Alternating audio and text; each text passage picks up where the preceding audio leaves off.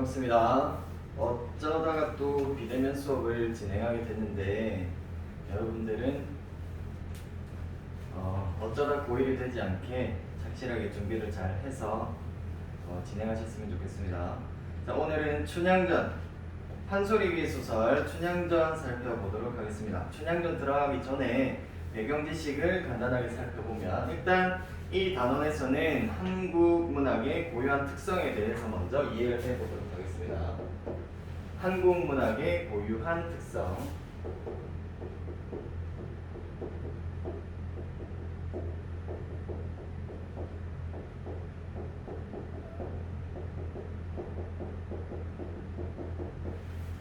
자, 우리가 소설 춘향전을 통해서 살펴볼 한국 문학의 고유한 특성은 바로 풍자와 해악이 되겠습니다. 풍자와 해악은 많이들 들어보셨을 텐데요. 먼저 이 둘의 공통점을 살펴보면 풍자와 해악은 공통적으로 대상을 과장하고 왜곡해서 대상을 과장 그리고 왜곡해서 무엇을 유발한다? 그쵸? 웃음을 유발한다라는 데 포인트가 있습니다.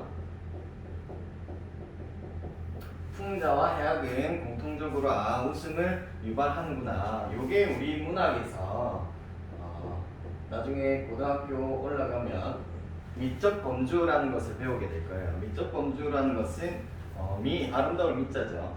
아름다움을 어떤 개별적인 유형으로 범주화시킨 것인데요. 어떤 것들이 있냐? 자, 이 볼개미 플러스 볼개미라는 것은 일단 미적 범주 중 하나입니다. 그래서 볼개미 외에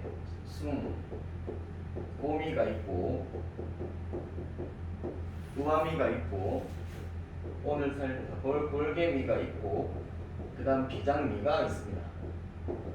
순구미라는 것은 어떤 높은 가치를 추구한다라는 것이고 그 다음 우아미는 현실에 만족하는 것, 볼개미는 여기 나와 있는 것처럼 웃음을 유발하는 것을 의미합니다. 그 다음 비장미는 슬픔, 이렇게 이해하시면 되겠습니다.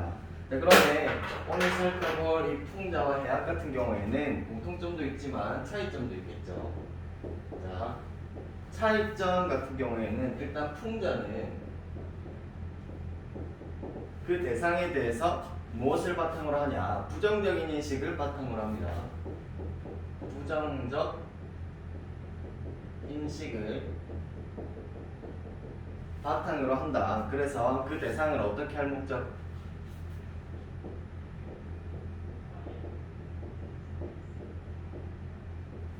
비판하고 대상을 공격할 목적을 가지고 있다. 그런데 해악 같은 경우에는 마찬가지로 웃음을 유발하지만 이것은 대상에 대해서 연민과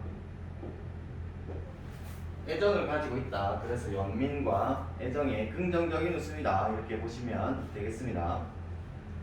자, 그리고 한 가지 더. 이 작품 춘향전 같은 경우에는 판소리계 소설입니다.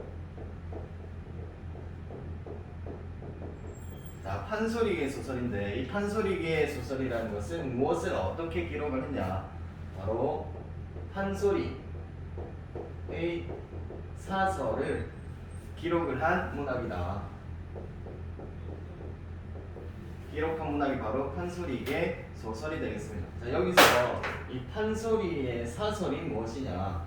판소리 같은 경우에는 세 가지를 구성 요소로 합니다. 바로 창과 안일이 그리고 발림, 요게 세 가지 요소인데 플러스 추임새 정도까지 살펴볼 수가 있겠습니다. 추임새. 창이라는 것은 말 그대로 그 판소리를 하는 사람이 노래를 부르는 것, 안일이는 그 설명하는 부분이에요. 해설하는 부분, 이야기를 해주는 부분이다. 노래 이외에 이야기를 해주는 부분이 안일이다. 이렇게 보시면 되고, 발림은 이 노래를 부르는 사람의 행동을, 예를 들어서 뭐 부채를 핀다거나 이런 행동을 발림이다라고 하는 것이고, 추임새는 누가 하는 것이냐? 이것은 옆에 판소리 공연 같은 거 보시면 옆에서 북치는 사람 있죠. 그 사람을 이제 보수라고 하는데 보수들이 옆에서 추임새를 넣습니다. 얼쑤 이런 것들이 바로 추임새가 되겠다.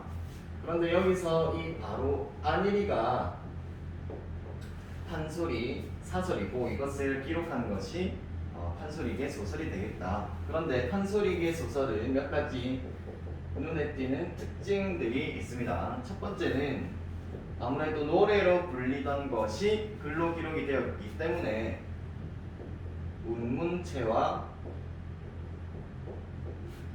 산문체가 어때요? 같이 쓰인다. 운문체와 산문체가 같이 쓰인다라는 것이고요. 그 다음 두 번째 특징으로는 이 판소리 같은 경우에는 양반들도 즐겼고 백성들, 일반 백성들, 서민들도 즐겼다. 그래서 지배층이 주로 사용하는 한문투, 말투, 한문투에다가 평민층의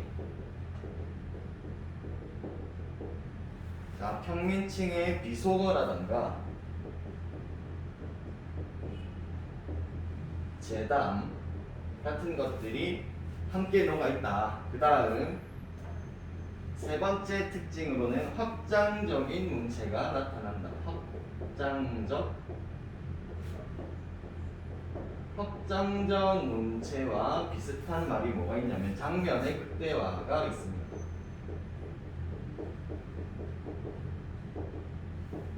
장면의 극대화. 그 확장적 문체는 이 판소리계 소설의 적층성과 관련이 있습니다. 적층성. 적층이라는 것은 이제 쌓인다라는 얘기죠. 판소리 같은 경우에는 노래이기 때문에 입에서 입으로 전해져 내려오다가 나중에 소설로 기록이 되었다라는 얘기입니다. 우리가 입에서 입으로 전해 내려오다 보면 아무래도 재미있는 내용은 추가되기도 하고 재미없는 내용은 삭제가 되기도 한단 말이죠. 그래서 그 청중들이 그 노래를 들었을 때 재미있다라고 느껴지는 부분 같은 경우에는 길게 그 특별한 장면을 극대화해서 표현을 했다. 그래서 길어졌다라고 생각하시면 돼요. 그래서 확장적인 문체가 나타나고 이와 비슷한 장면의 극대화가 나타난다라고 보시면 되겠습니다. 그 다음은 마지막 특징 네 번째, 편집자적 논평이 나타난다. 편집자적 논평. 요거는 같은 말로 역시 서술자의 개입이 나타난다. 서술자가 등장인물이라거나 어떤 사건에 대해서 평가를 하는 부분이 나타난다라는 겁니다. 이게 판소리계 소설의 특징이다라고 보시면 되겠습니다. 그 다음 한 가지, 이 작품은 판소리계 소설이죠. 그래서 한국 문학에서의 판소리계 소설 흐름을 한번 살펴보도록 하겠습니다.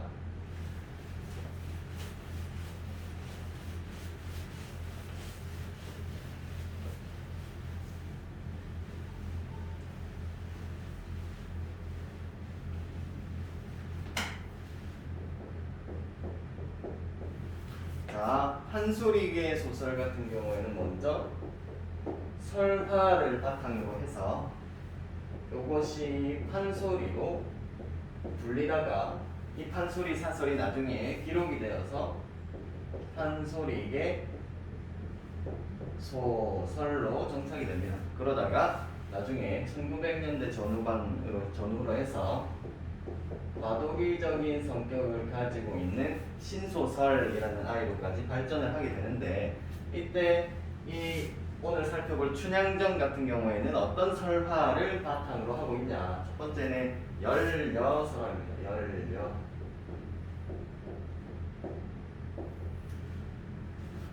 여기서 열려라는 것은 그 지조와 절개를 지킨 사람, 지킨 여자를 의미하는 거예요. 의리를 지킨 여자. 그 다음 두 번째는 관탈, 민녀, 설화입니다. 일반 서민의 여자를 관하에 있는 관리들이 이제 뺏었다라는 얘기죠. 그 다음 세 번째는 밤의거사 설화.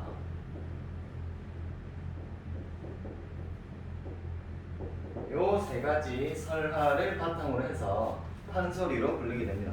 판소리는 말 그대로 노래이니까요.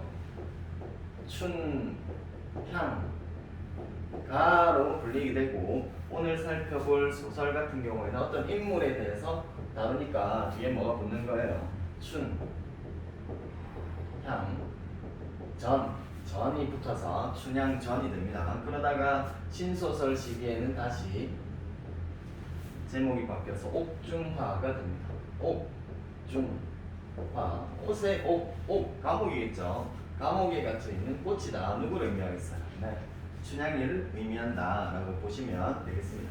그러면 본격적으로 소설 춘향전 들어가기 전에 간단하게 작품에 대해서 개관을 한번 해보도록 하겠습니다. 첫 번째, 자, 이 작품의 갈래는 고전 소설입니다. 조선 후기에 정착이 되었습니다. 그래서 고전 소설이다 이렇게 보시면 되고, 방금 전에 살펴본 것처럼 판소리계 소설이다. 그 다음은 한 가지 더 염정 소설이다라는 특징이 있는데요. 염정이라는 것은 무엇을 의미하느냐? 염정, 애정소설을 얘기하는 거예요. 애정소설, 남녀 간의 사랑을 다룬 소설이다. 그래서 이 작품은 이몽룡과 춘향이의 사랑을 다루고 있다 이렇게 보시면 되겠습니다. 그 다음, 이 작품의 성격은 평민적이죠. 평민적인 성격을 가지고 있다. 이 작품에서는 이 변부자 아니죠. 변학도로 대표되는 그 가령주구를 일삼는 그 관리들을 굉장히 어사또라는 인물이 혼내주는 그런 과정을 취하고 있기 때문에 평민들의 마음을 대변한다라고 볼 수가 있습니다. 그 다음 두 번째는 해학적인 성격을 가지고 있고 우스꽝스럽게 표현을 하고 있습니다. 그 다음 풍자적인 성격도 마찬가지로 가지고 있다. 여기서 풍자의 대상은 바로 연합도와 더불어서 합정을 일삼고 있는 관리들이다. 탐관오리다. 이렇게 보시면 되겠습니다. 그 다음 시점 같은 경우에는 대부분의 고전 소설에서 확인할 수 있는 바로 전지적 작가 시점이다. 고전 소설의 특징이라고 했죠. 전지적 작가 시점을 취하고 있다. 그 다음 배경은 시간적 배경은 조선 후기이고요. 공간적 배경은 전라도 남원으로 설정이 되어 있습니다. 주제 같은 경우에는 자, 주제를 보시면 신분을 초월한 남녀 간의 사랑입니다. 신분을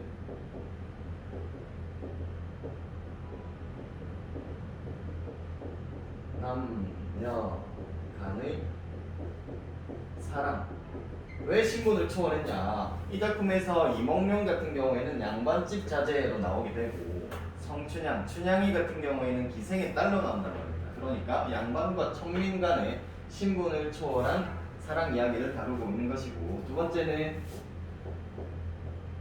불의한, 이롭지 않다, 의롭지 않다. 그래서 불의한 지배계층에 대한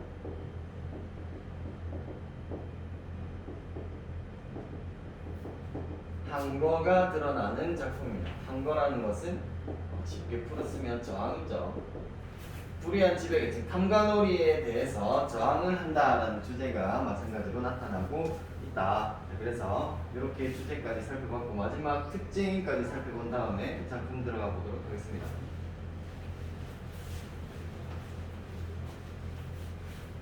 자, 이 작품의 특징은 첫 번째, 판소리의 영향을 받았기 때문에 어떤 문체가 나타나냐. 초반에도 했지만 운문체와 더불어서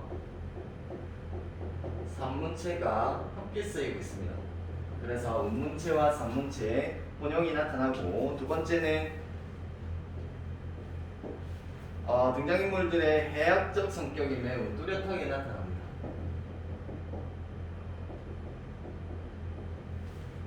그 다음 세 번째 특징으로는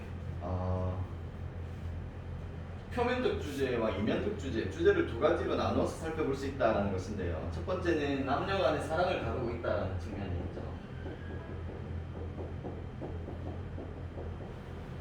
성춘향과 이몽룡 간의 사랑, 요것은 표면적인 주제가 되겠습니다. 표면적으로는 이 두 사람의 사랑을 다루고 있지만 그 이면에는 인간평등 사상, 인간평등 사상을 모취하고 있는 작품이 바로 이 춘향전이 되겠습니다. 그래서 얘는 숨은 주제다. 이면적 주제가 되겠다. 인간평등 사상은 방금 전에 살펴본 이 부분을 연결시켜보면 되겠죠. 신분을 초월했다. 이몽룡 같은 경우에는 양반의 자제였는데 성춘향 같은 경우에는 기생의 딸로 천민의 딸이었단 말입니다. 그렇기 때문에 이 두 사람의 사랑이 결국에는 결실을 맺었다라는 측면에서 인간평등 사상을 고취하고 있는 작품이구나, 이렇게 보시면 되겠습니다. 그러면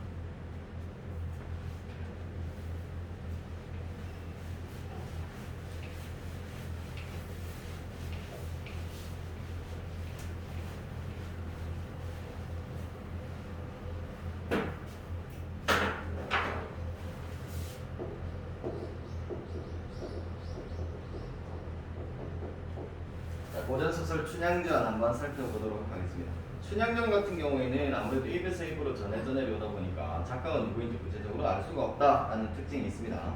자, 앞부분 줄거리부터 한번 보겠습니다. 우리 교재에 실려있는 부분은 절정 부분부터이고요. 우리가 소설의 구성 단계를 고려했을 때 앞부분의 줄거리는 발단 부분부터 위기까지가 해당이 되겠다. 자, 앞부분 줄거리 보겠습니다. 숙종즉위 초에 전라도 남원에 사는 퇴기, 월매는, 퇴기는 퇴물 기생을 의미하는 거예요. 은퇴한 기생이죠. 퇴기 월매는 성참판과의 사이에서 춘향을 낳아서 정성껏 기른다. 그래서 춘향이는 당연히 신분이 천민이 되는 겁니다. 남원 부사로 부임한 아버지를 따라서 한양에서 온 이몽룡은 단오날 광안루에 나왔다가 그네를 타는 춘향을 보고 첫눈에 반한다. 남원 부사, 아까 시간 공간적 배경이 전라도 남원이라고 그랬잖아요. 그래서 남원이라는 곳에 부사로 부임한, 부사는 뭐 지금으로 따지면 시장 정도로 생각하시면 될 것 같아요. 그래서 아버지를 따라서 남원으로 왔다. 그런데 춘향이를 보고 첫눈에 반했습니다. 그날로 둘은 사랑에 빠져서 백년가약을 맺는다. 그러나 이몽룡의 아버지가 동부승지로 임명이 되어서 한지 기름이죠. 가족이 모두 남원을 떠나게 되자 이몽룡은 후일을 기약하며 춘향을 두고 한양으로 떠난다.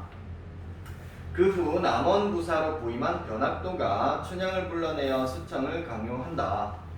하지만 춘향은 수청 요구를 거부하고 결국 옥에 갇혀 고초를 겪는다. 자, 여기에 이 옥이라는 장소가 굉장히 중요합니다. 이 옥에 갇히게 된 계기가 바로 이 변학도의 수청을 거절했기 때문이죠. 그래서 이 옥이라는 공간은 춘향이가 천민이라고 했잖아요. 그래서 나중에 신분이 상승하게 되는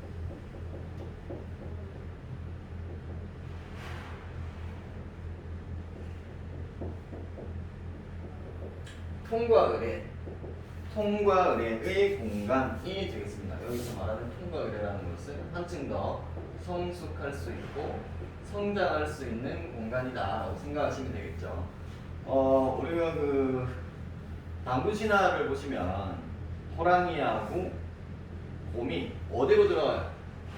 동굴로 들어가서 쑥하고 마늘 먹잖아요. 그래서 호랑이는 버티지 못하고 나왔었고, 곰 같은 경우에는 이 굴이라는 통과 의례의 공간에서 버텨서 나중에 결국 사람이 되잖아요. 그래서 이런 측면에서 이 춘향전에 등장하는 감옥 같은 경우에도 춘향이가 한층 더 성장할 수 있는 공간이다. 통과 의례의 공간이다. 이렇게 보시면 되겠습니다.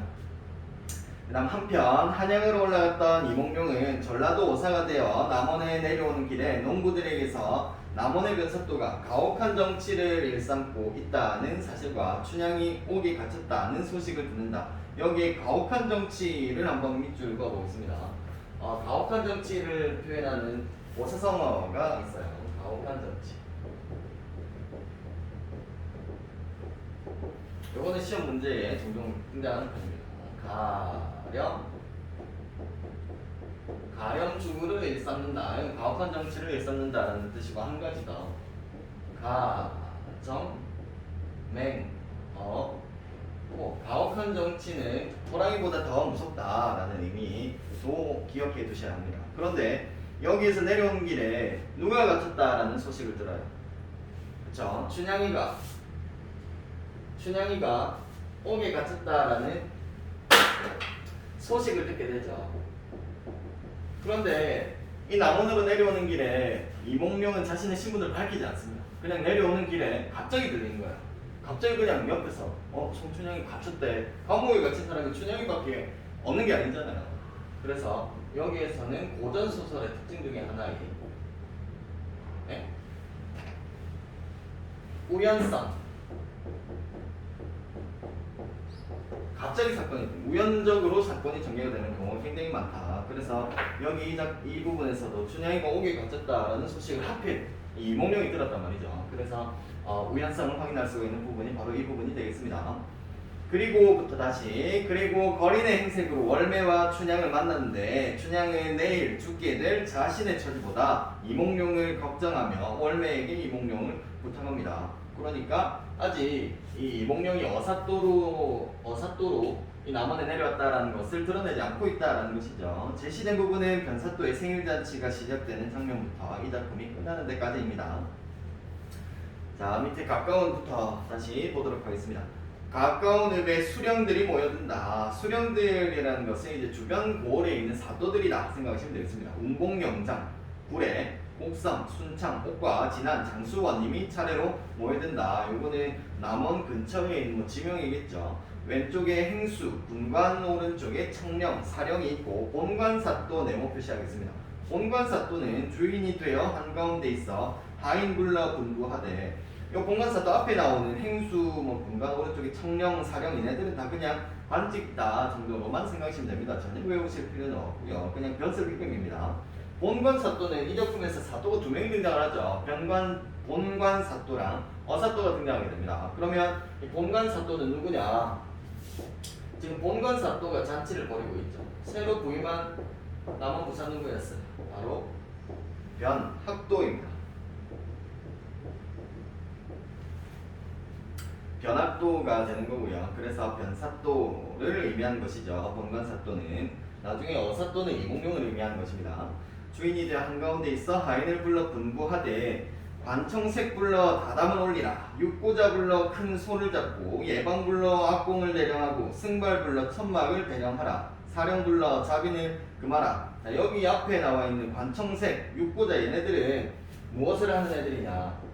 관리들입니다. 어떤 일을 맡아서 보는 관리들이고 그 뒤에 다담을 올리라. 이거는 잔치상을 올리라 라는 얘기예요. 그러니까 그 뒤에 제시된 내용들은 이 관리들이 맡아서 보는 업무라고 생각하시면 되겠죠. 그래서 육고자 같은 경우는 소를 잡으니까 여기에서 일하는 고기를 담당하는 아이겠구나. 이 정도로만 확인하시면 됩니다. 절대 중요한 부분이 아니에요.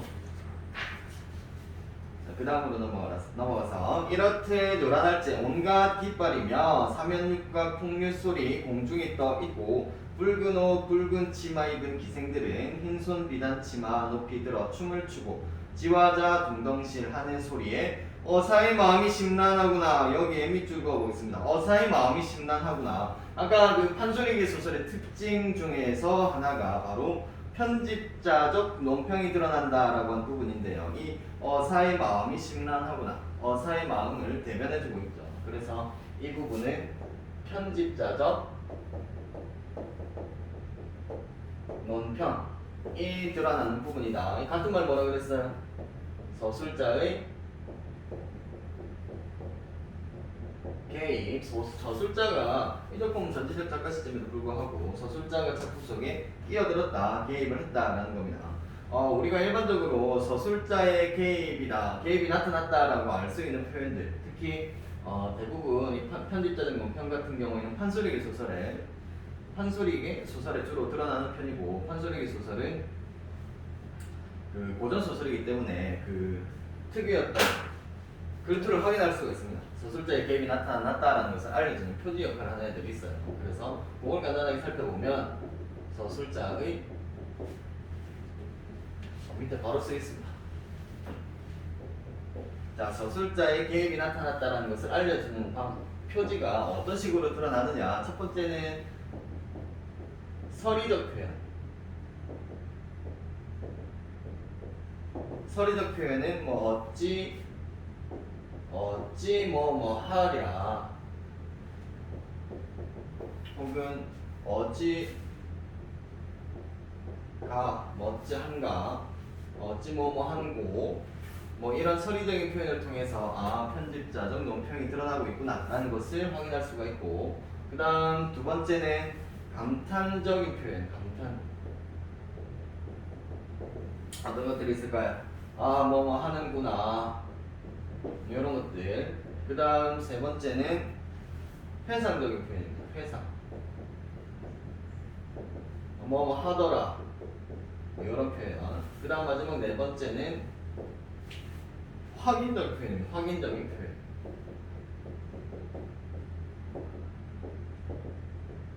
확인적 표현은 어떤 것들이 있냐. 뭐뭐 하겠다, 뭐뭐 하겠다, 하렵다, 렸다, 뭐뭐 좀 보소, 이것 좀 보소, 보동 보소, 이런 것들에서 편집자적 논평이 드러나는구나 라는 것을 확인할 수가 있습니다. 그 다음으로 넘어가서, 여봐라 사령들아, 너의 사또에게 여쭈어라. 먼데 있는 거린이 좋은 잔치에 왔으니 술과 안주나 좀 얻어먹자고 여쭈어라. 여기 나타나는 거린은 누구 의미하는 겁니까? 그쵸? 이몽룡, 어사또가 된 이몽룡을 의미하는 것입니다. 저 사령의 거동보소, 우리 사또님이 거린을 금하였으니 어느 양반인지는 모로만 그런 말은 내지도 마오. 득을 밀쳐내니 어찌하니 명간인가. 여기 이 부분 중요합니다. 어찌하니 명간인가 밑줄 그으시고요. 여기서도 마찬가지로 어찌하니 명간인가, 뭐뭐한가, 무슨 표현? 편집자적 논평이 나타나죠. 첫 번째는 이 부분에서 알 수 있는 것은, 첫 번째, 편집자적 논평이다. 같은 말 서술자의 개입이라고 했습니다. 그리고 한 가지 더, 여기서 명관의 의미에 주목을 하셔야 되는데요. 명관 같은 경우에는 뛰어난 관리를 의미한단 말이죠. 그런데 변사또 같은 경우에는 탐관오리의 전형 아닙니까? 나쁜 놈이란 말이에요. 그러니까 명관이라고 표현했다. 여기서 알 수 있는 표현 방법은 반어적인 표현이 드러나는 거죠. 반어적 표현입니다. 명관은 뛰어난 관리잖아요. 그런데 얘는 탐관오리란 말입니다. 그러니까 여기에서는 편집자적 논평, 이 인물에 대해서 평가하는 부분이 나타나는데 거기에는 반어적인 표현이 담겨있다. 이렇게 가시면 되겠습니다.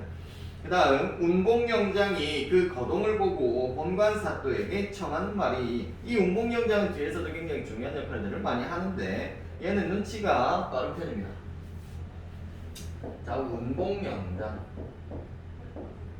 이라는 사람은 눈치가 빠른 편이고, 그리고 이 사또에게 무엇을 청했냐. 저 거린의 의관은 남루하나 양반의 후계인 듯하니 말석에 앉히고 술잔이나 먹여 보내면 어떠하니오 라고 해서 변사또에게 쟤를 앉혀서 밥을 먹이고 보내자 라고 얘기를 합니다. 그래서 다른 인물들에 비해서 비교적 관대한 성격을 가지고 있다는 것을 알 수가 있다. 그런데 본관사또가 이 말을 듣고 하는 말이, 운봉의 소견대로 하오마는 점점점점 뒤로 넘어가서 만에 하는 끝말을 내뱉고는 입맛이 사납겠다라고 얘기를 합니다. 그래서 이 본관사또가 운봉의 소견대로 하오마는 이라고 얘기는 했지만, 여기에서 알 수 있는 이 본관사또의 심리는 못마땅하다. 그리고 자신의 화려한 생일잔치에 저런 거린을 앉혀서 먹이는 게 굉장히 불쾌하다라는 것을 드러내는 것입니다. 그런데 그 뒤에 만행하는 끝말을 내뱉고는 입맛이 사납겠다. 여기에 밑줄 가고 있습니다. 입맛이 사납겠다. 누구의 입맛이에요? 변사또잖아요. 변사또의 지금 심리, 불쾌한 심정을 역시 서술자가 개입해서 드러내고 있는 것입니다. 그래서 여기도 마찬가지로 편집자적 논평이 드러나는 부분이다. 그 다음, 어사또 속으로 오냐. 도적질은 내가 하마. 오라는 네가 받아라. 오라는 이제 죄인들을 묶던 포승줄 같은 거 의미하는 거예요. 그래서 도적질은 내가 하마. 도적질을 했다라는 것은 이제 물질적인 무언가를 얻었을 거 아니에요. 그래서 이득은 자기가 취하고 오라 벌은 너에게 주겠다. 나쁜 결과는 너에게 돌리겠다라는 의미를 가지는 것이죠. 누가 큰일이 난 거예요? 면사또는 이제 큰일이 났구나라는 것을 알려주는 거예요. 운봉영장이 분부하여 저 양반 듭시라고 하여라. 그 다음 어사또 들어가 단정히 앉아 좌우를 살펴보니 당 위에 모든 수령 다담상을 앞에 놓고 진양조가 높아가는데 어사또의 상을 보니 어찌하니 통분하랴. 어찌하니 통분하랴. 이것도 역시 마찬가지로 편집자적 논평이다 라고 볼 수가 있겠죠. 왜 통분을 했느냐. 뒤에 보시면 모서리 떨어진 계상판에 당나무 젓가락, 콩나물, 깍두기, 막걸리 한 사발 놓았구나. 상이 어때요? 굉장히 보잘것없는 상차림이다 라는 말입니다. 그렇기 때문에 어사또가 이 상을 보고 굉장히 분한 마음이 들었겠지. 그래서 여기서도 마찬가지로 편집자적 논평이 나타난다. 서술자가 개입을 하고 있구나 라고 보시면 되겠습니다. 그런데 상을 발길로 탁차 던지며 운봉영장의 갈비를 가리키며 사람의 갈비 쪽 얘기하는 거예요. 갈비뼈. 갈비 한 대 먹고 지고 라고 얘기를 합니다. 여기 갈비 한 대 먹고 지고 밑줄 긋겠습니다. 자, 운봉영장의 갈비를 가리키긴 했지만 실제로 이 이몽룡이 원하는 것은 돼지라거나 소의 갈비를 의미하는 거겠죠. 그래서 여기에서는 무엇이 나타나냐? 바로 언어의 유희가 나타난다라고 보시면 되겠습니다. 언어 유희가 뭐예요? 언어 유희는 쉽게 말해서 말장난이다 생각하시면 되겠습니다. 그런데 언어 유희를 드러내는 방법도 굉장히 다양하다. 그런데 이 부분에서는 무엇을 활용해서 언어 유희를 표현하고 있느냐? 동음, 이의, 소리는 같지만 의미가 다른 동음, 이의, 어를 활용해서 언어 유희를 드러내고 있다. 사람의 갈비를 먹고 싶은 게 아니죠. 사람의 갈비를 가리키면서 동물, 소라던가 돼지의 갈비가 먹고 싶다라는 것을 드러내는 것이다. 그러니까 언어 유희가 나타나는구나 이렇게 보시면 되겠습니다. 요거 외에 음의 유사성을 활용한 언어 유희들도 있습니다. 예를 들면 공산탈춤이라는 작품을 보시면 거기에서 이제 말뚝이라는 아이가 노생원이라는 아이에게 비판의 대상이 되는 인물이거든요. 노생원이라는 인물에게 음의 유사성을 이용해서 노세원님 이런 식으로 음의 유사성을 이용해서 이 대상을 언어 유희를 사용하는 부분이 나타나기도 한다. 그 다음 넘어가겠습니다. 그래서 운봉영장이 대답을 하죠. 다리도 잡수시오 하고는 운봉이 하는 말이 이러한 잔치에 풍류로만 놀아서는 맛이 적사오니 차운 한 수씩 하여 보면 어떠하오 라고 얘기를 합니다. 차운이라는 것은 어떤 글자를 제시하고 그 글자를 가지고 시를 쓰는 것을 의미하는 거예요. 차운 한 수씩 하여 보면 어떠하오. 그러면 이 운봉영장이 굳이 갑자기 시를 쓰자라고 한 이유가 뭘까요?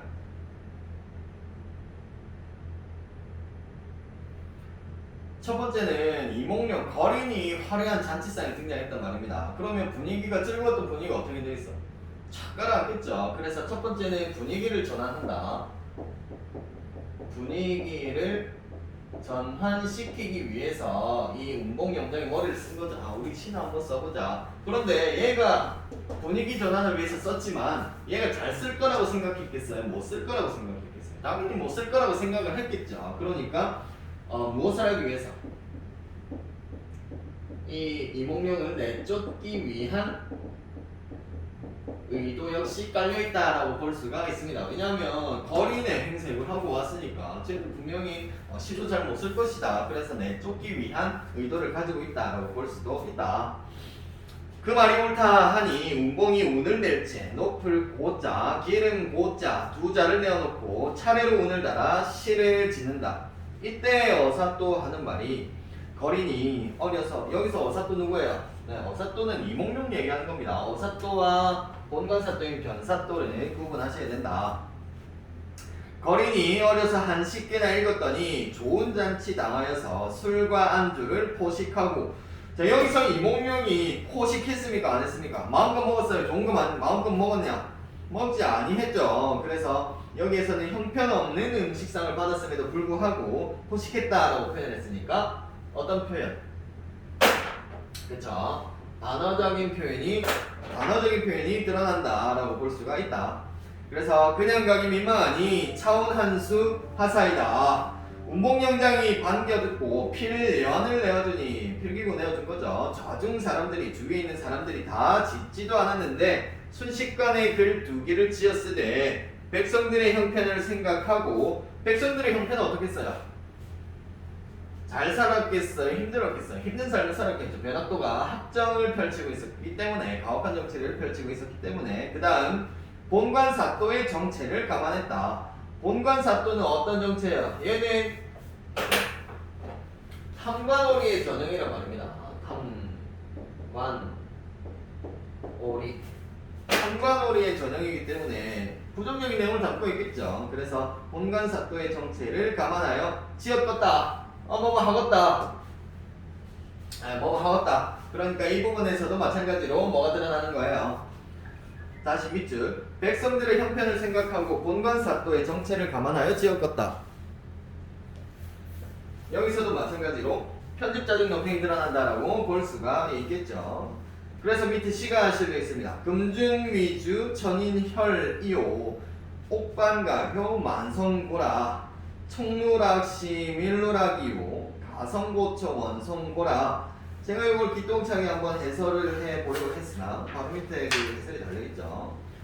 이 글의 뜻은 금동이의 아름다운 술은 일만 백성의 피요 옥소반의 아름다운 안주는 일만 백성의 기름이라. 촛불 눈물 떨어질 때 백성 눈물 떨어지고 노랫소리 높은 곳에 원망소리 높았더라. 자, 여기에서 표현 방법은 어떤 것들이 쓰였을까요? 일단 그 전에 내용을 보시면 첫 번째 줄에 천인혈이라고 나와 있는데요. 해석은 일만 백성의 피라고 되어 있죠. 천에서 갑자기 만이 되었어요. 요거는 이 작품의 적층문학의 성격을 확인할 수가 있는 거죠. 조금 더 과장해서 표현을 하고 있다라고 보시면 되겠습니다. 그런데 술은 백성의 피고 안주는 백성의 기름이다. A는 B다의 형식. 그래서 은유법이 사용이 되고 있는 겁니다. 첫 번째, 은유법이 사용이 되고 있다. 이 시 굉장히 중요하고 또 자주 나오는 시입니다.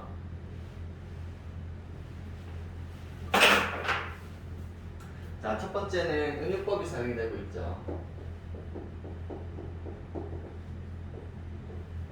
A는 B, 이다의 형식이다. 그 다음 대꾸법도 쓰이고 있습니다. 대꾸가 나타나죠. 첫 번째, 두 번째 행. 금동이 아름다운 술은 일만 백성의 피요 옥서반의 아름다운 안주는 일만 백성의 기름이라. 비슷한 문장 구조가 짝을 이루어서 나열이 되어 있죠. 밑에 세 번째, 네 번째 행도 마찬가지입니다. 촛불 눈물 떨어질 때 백성 눈물 떨어지고 노랫소리 높은 곳에 원망소리 높았더라. 여기도 마찬가지로 대꾸법이 쓰이고 있다. 그 다음 자, 이 시를 통해서 드러내고자 하는 것은 이 작품에서 표현하고자 하는 주제를 강조하기 위함이고, 그 다음 네 번째는 이 작품을 통해서 누구를 비꾼 거예요? 누구야? 변사또죠. 그래서 극적인 긴장감을 준다. 그래서 이 작품을 통해서 비판하고자 하는 것은 바로 탐관오리가 되겠습니다. 탐관오리를 비판하려는 의도를 가지고 시를 썼다. 자, 이 시를 썼을 때 이 시의 의미를 제대로 파악하는 사람이 있을 수도 있고 없을 수도 있겠죠. 이렇듯이 지었으되 본관사또는 몰라보는데 운봉영장은 글을 보며 속으로 불사 일이 났다. 여기서 일이 났다라고 표현한 이유는 이 운봉영장 같은 경우에는 이 작품을 제대로 해석을 한 거야 못한 거야? 제대로 해석을 했다라고 볼 수가 있겠죠. 그래서 큰일이 났다, 일이 났다라고 표현을 한 것이다. 이때 어사또가 하직하고 간 연후에 각 아전들에게 분부하되 야야 일이 났다. 공방불러 돗자리 단속, 병방불러 영마 단속, 반청색불러 다담상 단속, 옥형방불러 죄인 단속, 집사불러 형구 단속, 형방불러 장구 단속, 사령불러 숙직 단속. 자, 여기에서 아까 제일 처음에 살펴봤었던 확장적인 문체라는 것을 살펴볼 수가 있습니다. 확장적인 문체. 여기 이 부분 괄호로 보겠습니다. 공방불러 돗자리 단속부터 해서 사령불러 숙직 단속까지 확장적인 문체가 나타난다. 운봉영장이 이 작품의 의미를 파악하고 나서 여기 이 관아에서 일하고 있는 관리들을 단속하고 있는 부분이죠. 그래서 이 확장적인 문체를 열거를 통해서 드러내고 있는데, 자, 이를 통해서 어떤 효과를 줄 수가 있느냐? 일단 활발한 움직임이 나타나죠. 그래서 생동감이 드러나고, 그리고 이제 큰일이 나기 전 폭풍전이란 말입니다. 그러니까 긴장감을 주기도 하고, 한 가지 더 단속 반복이 되고 있네요. 반복이 되면 무조건 무엇과 연결시켜야 돼? 리듬감이죠. 리듬감과 연결을 시켜야 된다. 반복이 되고 있기 때문에. 자, 그 다음 넘어가겠습니다. 한참일이 요란할 때 사정 모르는 저 본관 사또가 여보 운봉은 어디를 다니시오? 소피 보고 들어오. 소피 오줌 싸고 들어온 거예요. 본관 사또가 술주정이 나서 분부하되 춘향을 급히 올리라. 이때 어사또 부하들과 내통한다. 어사또 이몽룡입니다. 이몽룡이 이제 어사 출도하기 전에 자기가 데리고 온 부하들을 단속하는 거죠. 이제 우리 곧 들어갈 거니까 너네 준비해. 이런 과정입니다. 서리를 보고 눈길을 보내니 서리 중방거동보서 역절을 불러 단속할 때 이리 가며 수군 저리 가며 수군 서리 역절 거동보서 외월망건 공단모자 세패랭이 눌러쓰고 석자 강발 새 집신에 한삼고이 산뜻하게 차려입고 육모방망이 사슴 가죽끈을 손목에 걸어주고 여기서 번쩍 저기서 번쩍 남원읍이 우글우글 남원읍이 우글우글 읍 전체가 우글우글 과장법이 쓰였다라고 볼 수가 있습니다. 과장법 청파역절 고동보소 달같은 마패를 햇빛같이 번쩍 들어. 자, 여기 햇빛이 마패를 무엇에 비유했어요? 햇빛같이 햇빛에 비유를 했다 말입니다. 햇빛은 일반적으로 긍정적으로 볼 수가 있어요. 부정적으로 볼 수가 있어요. 긍정적인 단어다라고 볼 수가 있죠. 그래서 여기서는 희망을 의미한다. 누구의? 바로 민중의 희망을 의미하는 것이구나 라고 보시면 되겠습니다. 자, 앞에 제시가 되어 있던 내용들을 부하들과 내통하고 나서 수근수근 거리면서 외울망건 공단모자 세패랭 이런 것들은 이 당시에 출도하기 전에 얘네들이 의관을 정비했다라는 얘기입니다. 중요하지 않습니다. 다음 암해원사 출도야 외치는 소리에 강산이 무너지고 천지가 뒤집히는 듯 초목금수인들 안이 떨려. 자, 여기서는 이제 극적 반전이 나타나죠. 이몽룡이 거지인 줄 알았는데 뭐가 된 거예요? 갑자기 어사또가 되어서 이 잔치상에 출도를 하는 장면이 나타난다. 그러니까 상황이 어떻게 돼? 자, 이 부분에 상황의 극적 반전이 나타나는 것이고, 여기에서도 마찬가지로 편집자적 논평이 나타나는 부분이 있습니다. 초목금수인들 안이 떨려 밑줄 초목금수인들 안이 떨려. 여기서 초목금수라는 것은 초목 그냥 식물이고요, 금수 동물입니다. 얘네들도 이 어사또가 출두라니까 벌벌벌 떨고 있다는 거예요. 그러니까 여기서는 조금 과장이 되었네. 과장법을 쓰고 있으면서 동시에 편집자적 논평이 나타나는 겁니다. 얘네들도 떤대요 라고 평가하고 있죠. 편집자적 논평인데 과장을 하고 있구나. 여기서 상황이 극적으로 반전하게 되죠. 암해여사가 출도를 합니다. 병합도는 이제 주옥이 된 겁니다. 그런 다음에 편집자가 평가하는 부분, 산천 초목금수들도 떤다. 그런데 과장법이 사용이 되고 있구나. 그 다음 남문에서 출도야, 북문에서 출도야, 동서문 출도소리 청천에 진동하고 모든 아전들 들라 외치는 소리에 육방이 넣었으리러 공형이요 등채로 휘닥닥. 등채는 뭐 채찍 같은 거. 애고 죽겠다. 공방이 자리 들고 들어오며 안 하겠다는 공방을 하려더니 저 불 속에 어찌 들랴. 여기서 말하는 공방이 말하는 불 속은 어디를 의미하는 겁니까?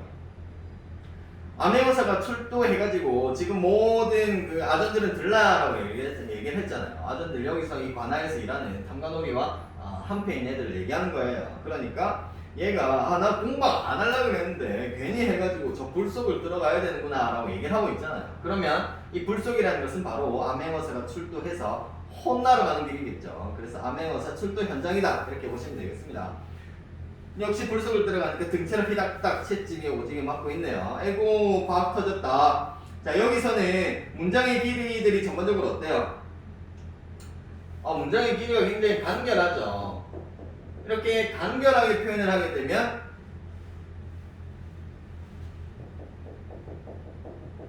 극적 긴장감을 더 부각시킬 수가 있고, 그리고 한 가지 더 생동감을 줄 수도 있다. 이 부분에서는 이 아전들이 들어오는 장면을 굉장히 섬세하게 묘사를 하고 있죠. 실감나게 묘사를 하고 있습니다. 그래서 이 짧은 어구들을 사용해서 실감나게 묘사하기 때문에 긴장감을 주고 동시에 후닥닥 이렇게 사건 전개가 빠르죠. 그래서 생동감을 준다라고 볼 수가 있다. 그 다음 좌수 별감 넋을 잃고 이방 호방 혼을 잃고 나돌들이 분주하네. 자, 이런 부분에서 이 문체의 성격을 확인할 수가 있는 겁니다. 좌수 별감 넋을 잃고 이방 호방 혼을 잃고 한 4번 정도를 끊어볼 수가 있겠죠. 한 4원보 정도의 음부위로 확인할 수가 있을 것 같습니다. 그 다음 모든 수령 도망갈제 거동부서 인괴 잃고 강정 들고 병부 잃고 송편 들고 탄권 잃고 용수 쓰고 갓 잃고 소바 쓰고 인괴 잃고 이 부분은 도장을 잃어버리고 강정을 들고 있는 거예요. 병부는 뭐 군사와 관련된 뭐 명부인데요. 이걸 잃어버리고 송편을 들고 있고, 그 다음 탄권 머리에 쓰는 원래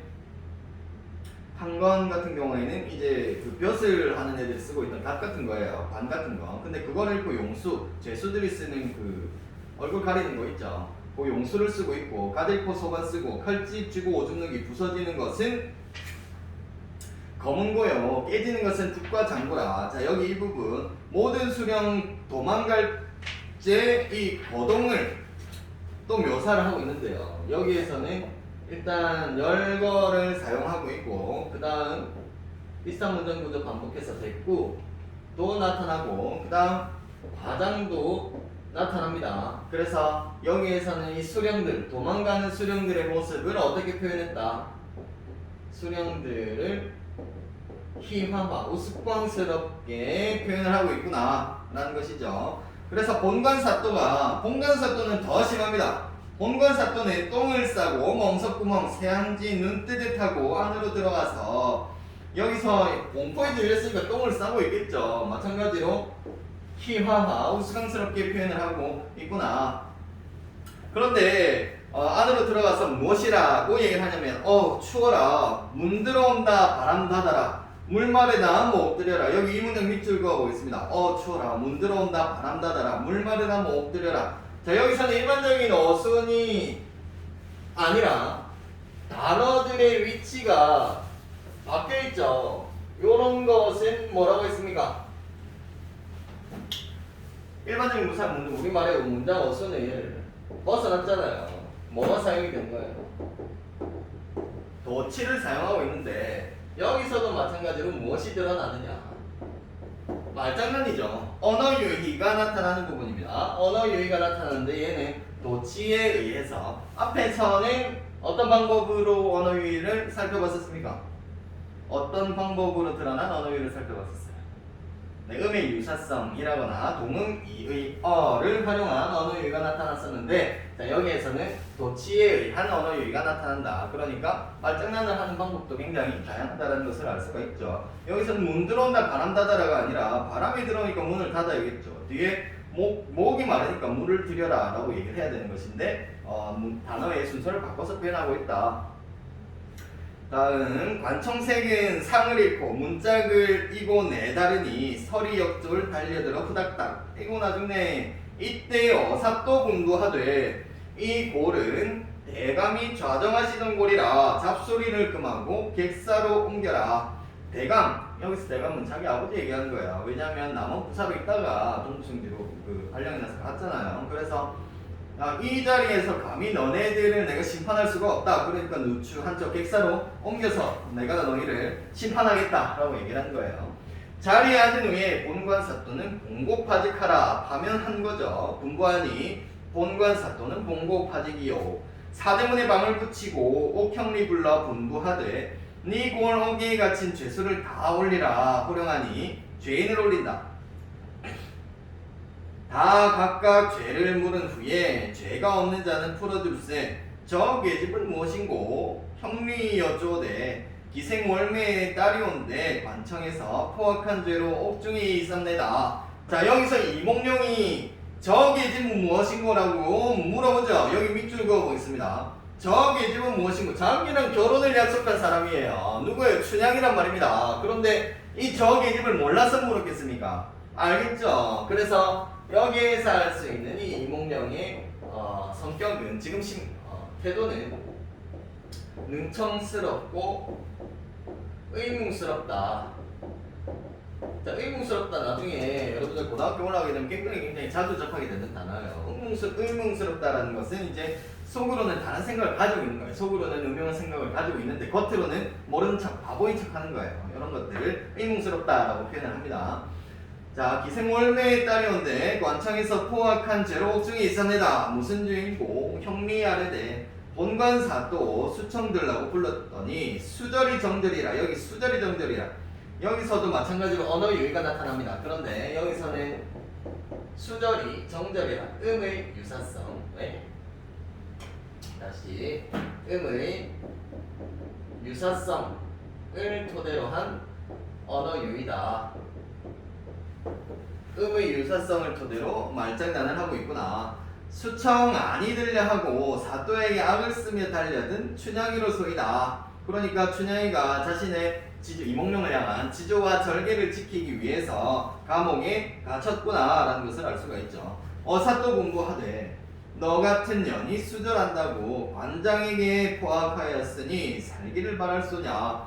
죽어 마땅하되 내 수청도 고역할까. 자, 여기서 지금 이몽룡 나쁜 놈이죠. 시험하고 있습니다. 진짜 자기만을 바라보고 있는가를 시험하려고 이렇게 질문을 던진 거죠. 춘향이가 기가 막혀 합니다. 내려오는 관장마다 모두 명관이로구나. 여기도 명관이로구나. 이몽룡도 물론 시험하려는 것이긴 하지만 변사또와 마찬가지로 내 수청도 거역하겠느냐라고 질문을 던지죠. 그런데 춘향이가 기가 막혀 하면서 너도 명관이로구나 라고 대답을 합니다. 명관은 뛰어난 관리라고 그랬잖아요. 그러면 여기서도 마찬가지로 만어적인 표현이 사용이 됐구나 라는 것을 알 수가 있겠죠. 내려오는 관장마다 모두 명관이로구나 비꼬고 있는 겁니다. 사또 들으시오. 칭암절벽 높은 바위가 바람분들 무너지며 청송록주 푸른 나무가 눈이 온들 변하리까. 여기에 칭암절벽 높은 바위 네모, 칭암절벽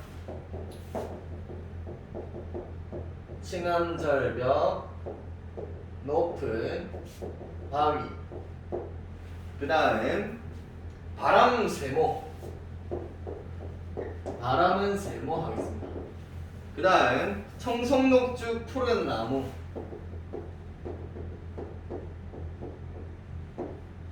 푸른 나무 네모, 뒤에 나오는 는 세모 하겠습니다. 자, 칭암절벽 높은 바위는 바람이 불어도 무너지지 않는다. 이건 말 그대로 절벽이 얘기하는 거예요. 바위로 이루어진 절벽인데 얘는 바람이 불어도 안 무너지는 거죠. 그 다음 청송록죽은 푸른 나무를 얘기하는 겁니다. 푸른 소나무, 푸른 대나무.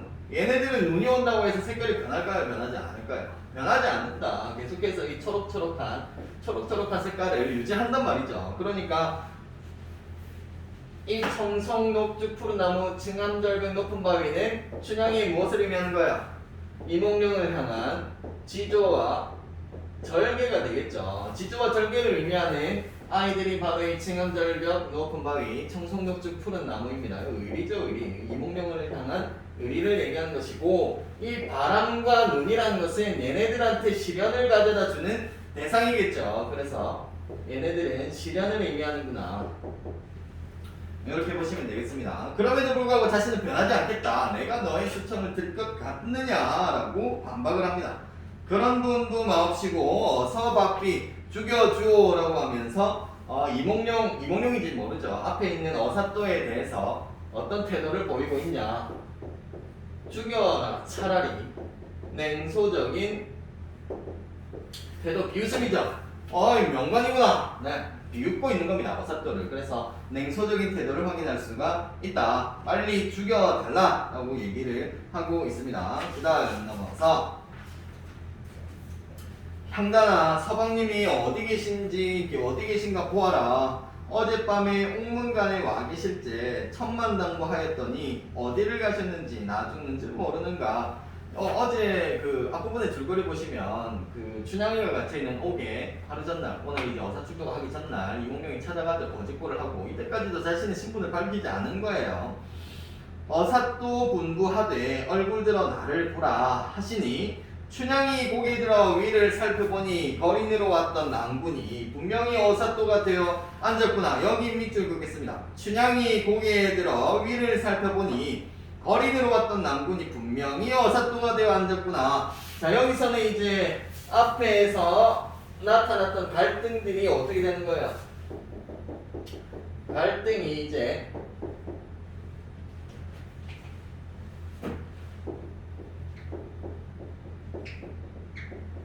갈등의 소의 계기가 되는 겁니다. 춘향이가 고개를 들어 살펴보니 거린으로 왔던 낭군이 분명히 어사또가 되어 앉았구나. 그리고 어사또가 이몽룡이라는 것을 춘향이는 몰랐단 말이지. 그러니까 극적인 뭐가 일어난다. 그쵸? 극적인 반전이 일어나는구나.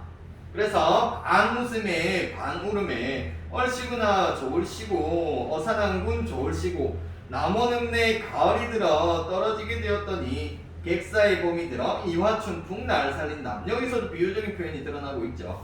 가을이 들어서 떨어지게 되었대요. 그러면 가을이 의미하는 것은 무엇이겠습니까? 변사또의 횡포가 되겠죠. 변사또의 횡포. 떨어진다라는 것은 곧 죽음을 의미하는 거 아니겠어요? 그런데 객사의 봄이 들어 이화춘풍이 날 살린다. 이화춘풍이 이몽룡의 입자입니다. 그러니까 이화춘풍이 날 살린대요. 이화춘풍은 누구를 의미하는 거예요? 이몽룡입니다. 어사또 이몽룡을 의미하는 것이다. 얘가 나를 살리는구나. 꿈이냐 생시냐 꿈을 깰까 염려로다. 한참 일이 즐길 적에 춘향엄이 들어가서 가없이 즐겨 하는 말을 어찌다 설하리. 여기서 설하하다라는 것은 더 자세하게 어떻게 얘기를 하겠느냐. 마지막 결말 부분 보겠습니다.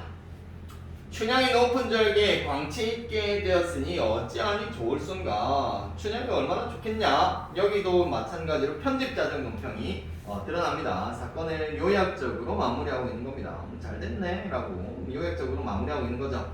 어사또 남원에 공무 다한 후에 춘향 모녀와 향단이를 서울로 데려갈세 위의가 찬란하니 세상 사람들이 누가 아니 칭찬하랴. 계속해서 편집자적 논평 나타나죠. 이때 춘향이 남원을 아직 갈새 영비하게 되어 남원을 떠나게 된 거죠. 영비하다라는 것은 이제 귀하게 되었다라는 얘기입니다. 영비하게 되었건만 고향을 이별하니 일희일비가 아니 되랴. 일희일비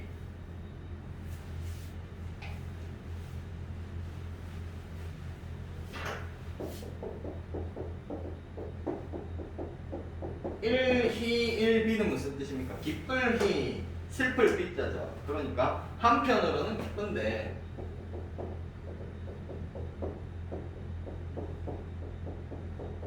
한편으로는 기쁘고 또 한편으로는 슬픈 두 가지 감정이 든다라는 거예요. 자, 이 조선 당시에는 지금처럼 이사라는 개념이 굉장히 활발하지가 않았던 때라고. 보통 자기가 태어난 공간에서 죽을 때까지 나고 자랐다는 말이죠. 그런데 지금 물론 이몽룡을 만나서 다시 서울로 가게 되면서 사랑하는 사람을 다시 만났으니까 기쁘지만 한편으로는 내가 정든 고향을 떠난다라는 측면에서는 슬프다. 그래서 일희일비 두 가지 감정이 다 드러나는구나 라는 것을 알 수가 있습니다. 그 다음 이 춘향이가 떠나면서 시를 한 수 없습니다. 놀고 자던 부용당아 너 부디 잘 있거라. 부용당 춘향이 집에 있던 별당이에요. 광안루 오작교며 영주각도 잘 있거라. 이건 남원에 있는 구체적인 장소가 되겠죠. 봄풀은 해마다 푸르건만 떠난 객은 돌아오지 않는다고 이른 시는 나를 두고 이름이라. 자, 이 부분은 떠난 객은 돌아오지 않는다고 일은 시는이라고 했잖아요. 그러니까 인용을 하고 있는 거예요. 누구의 시? 인지는 중요하지 않습니다. 뭐 왕류, 시인, 중국에 있는 시인 왕류의 시를 인용했다라고 하는데요. 그냥 한 시를 인용해서 표현을 하고 있구나라고 보시면 되겠습니다. 여기서 떠난 객은 누구겠어요? 돌아오지 않는데요. 서울로 가니까 나는 다시 남은 올 일이 없겠다. 춘향이 얘기하는 겁니다. 다 각기 이별할 때 길이길이 무고하옵소서. 다시 보기 기약이 없네. 이때 어사또는 좌도와 우도의 읍지를 순찰하여 민정을 살핀 후에 서울로 올라가 임금께 절을 하니 판서, 참판, 참의들이 입시하시어 보고서를 살핀다. 공에 들어가서 어사또가 그 밑에 지역의 민정, 백성들의 삶을 살핀 것에 대한 보고서를 살펴보고 있는 거죠. 임금께서 크게 칭찬하시며 즉시 이조 참의 대사성을 봉하시고 춘향으로 정렬부인을 봉하신다. 정렬부인이라는 이제 직책을 하사하신 거예요. 천민이었던 춘향이가 이제 신분이 어떻게 된 거야? 벼슬을 받았다는 것은 이제 신분이 상승이 되었다는 것을 의미하겠죠. 그러니까 춘향이가 양반이 되었구나. 은혜에 감사드리고 물러나와 구목길 배우니 성은을 못 잊어 하시더라. 이때 2조 판서, 5조 판서, 좌의정, 우의정, 영의정 다 지내고 뭐 장관도 하고 총립도 하고 다 한 거예요. 다 지내고 퇴임한 후에 정렬부인으로 더불어 100년 동락할세 정렬부인에게 3남 3녀를 두었으니 모두가 총명하여 그 부친보다 낫더라. 일품 관직이 대대로 이어져 길이길이 전하더라. 자, 여기를 보시면 고전소설의 특징 무슨 결말? 네, 행복한 결말 구조. 고전소설의 특징이라고 그랬죠. 행복한 결말 구조, 해피엔딩이 드러난다. 이렇게 보시면 되겠습니다. 그 교재 뒤편에 실려있는 4강인가요? 4강 춘향전 뒤에 있는 문제를 지금 바로 풀어보시면 되겠습니다. 강의는 여기까지.